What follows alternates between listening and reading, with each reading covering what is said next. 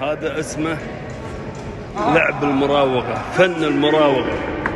أتفنن على اللاعب في جولة من الجولات، لازم تتفنن على اللاعب، لازم تسكر سكيفات، باك ستيب، تراوغ، تتحرك، تطوف، تنزل ايده مع الكابتن البطل.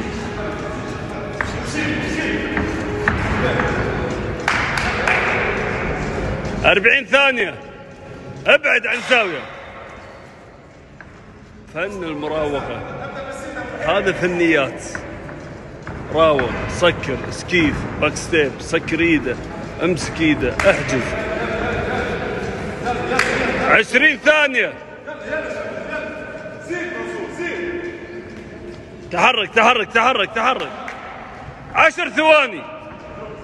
يلا يا شباب، تحرك تحرك تحرك.